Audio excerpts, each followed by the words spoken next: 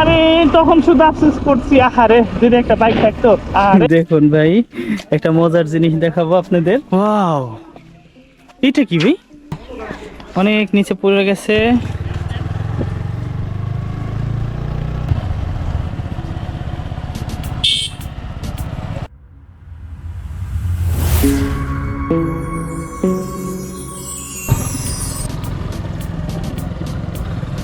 সামনে মাধবপুর লেক, আমরা এই মাধবপুর লেক দেখার জন্যই আসছি। চলে যাবো মাধবপুর লেকে। ওয়াও,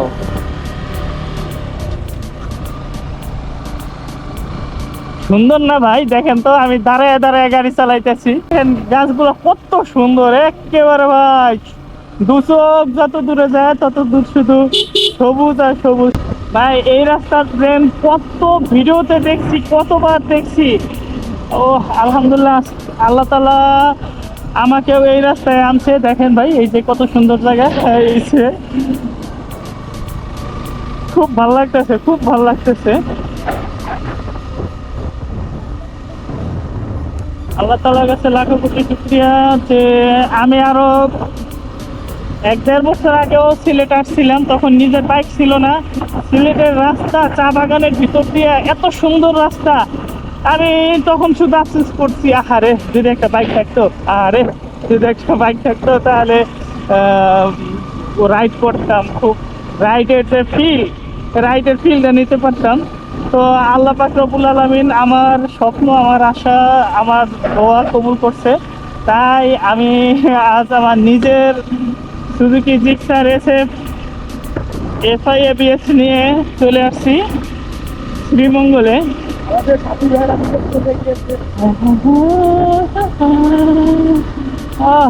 ফিল ভাই, ফিল ও ফিল ও ফিল দেখেন ভাই, এই যে হলো শ্রীমঙ্গলের সৌন্দর্য। কই আসলাম ভাই?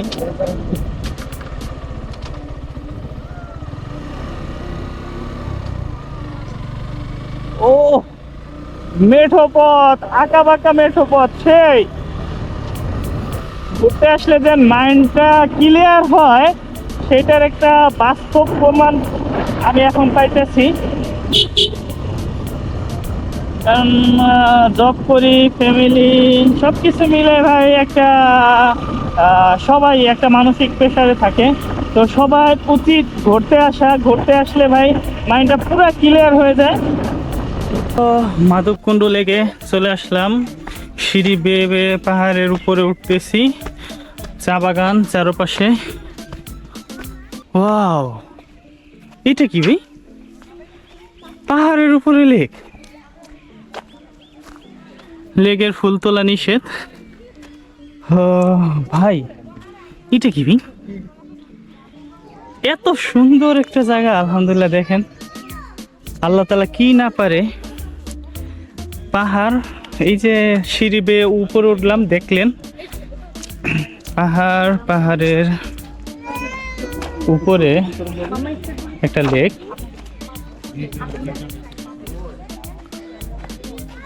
এটাই হচ্ছে সেই মাধবকুণ্ড লেক। এখানে মাছও আছে। সব থেকে ভালো লাগলো এই যে কানাপোনা দেখে। আমরা ছোটবেলায় এই কানাপোনাগুলো অনেক দেখছি, খেলছি এগুলো নিয়ে। এখন তো আমাদের এলাকায় দেখাই যায় না, বিলুপ্ত হয়ে গেছে। দেখেন এই যে কানাপোনা, এখানে ফটোগ্রাফি চলতেছে। ভাই পাহাড়ের উপরে লেক, এটাই হচ্ছে এই জায়গার সবচেয়ে বিশেষত্ব।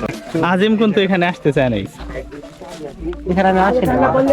জানেন না মানে আগে পরে জানেন না। ভাই আর ওদিকে যাবেন না? হ্যাঁ, ওদের কিছু ফোন দেখ ভাই আঁকা বাঁকা হয়ে ছবি তুলতেছে। ভাই, রাস্তা কিন্তু মানে রোড কিন্তু লাগতেছে সেই আগে। ছবি তুলবা আর রোদ সহ্য করবা না, এটা তো হইতে পারে না ভাই। আমরা পাহাড় বেয়ে বেয়ে উপর উঠতেছি, লাল পাহাড়। কারণ এই এলাকায় সব কিছুই সব জায়গায় মোটামুটি লাল কালার বা এরকম ইয়েলো কালারের মাটি। একটা ছোটোখাটো একটা ট্রেকিংয়ের স্বাদ পাইতেছি। আমাদের সাথে অনেক নিচে পড়ে গেছে আব্দুল হালিম শাহ হুজুর। আসেন, কি কষ্ট হইতেছে? গেরায় গেরায় ব্যথা, কোমরে কোমরে ব্যথা।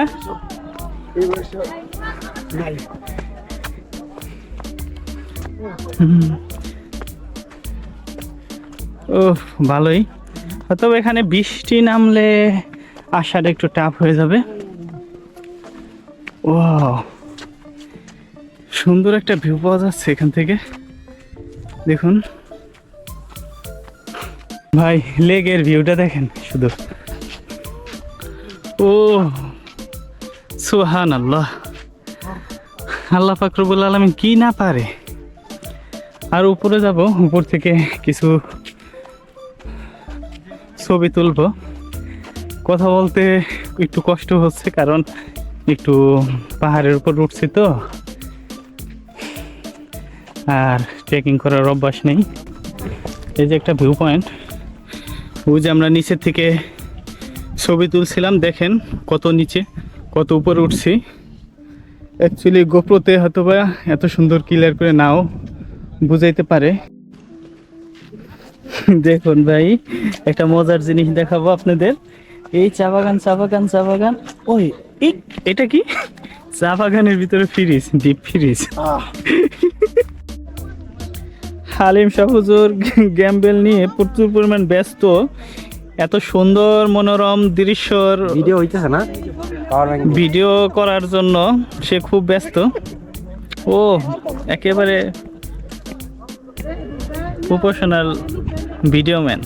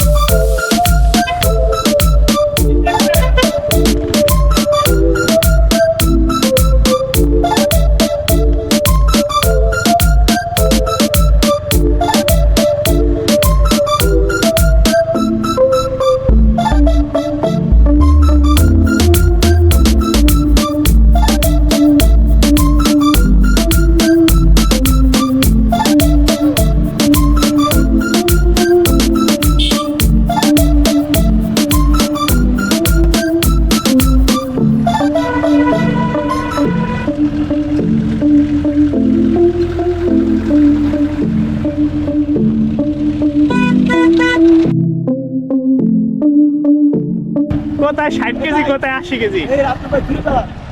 ভাই এত জোরে চালান না, নাকি ধরে বেঁধে দিব? তুই চলে যা ভাই, ওরা যাবে তো ভাই, করবে না টান দে। ওই যে পিছিয়ে দিচ্ছি ভাই। রাস্তা ভালো, ওই ই বাইক যাবে চলে ওভারটেক করে। না না না না না, যত বেলা বাড়তেছে তত ধীরে বিকেলবেলারও বেশি লোক হয় ভাই, মানে আশেপাশে যে লোকগুলা না, তারাও আসে। বিকেলবেলায় এরা আসে। হ্যাঁ, যারা শ্রীমঙ্গলে অধিবাসী তারা আসে। আমি হলে আমি আসতাম, ঘুরতে আসতাম।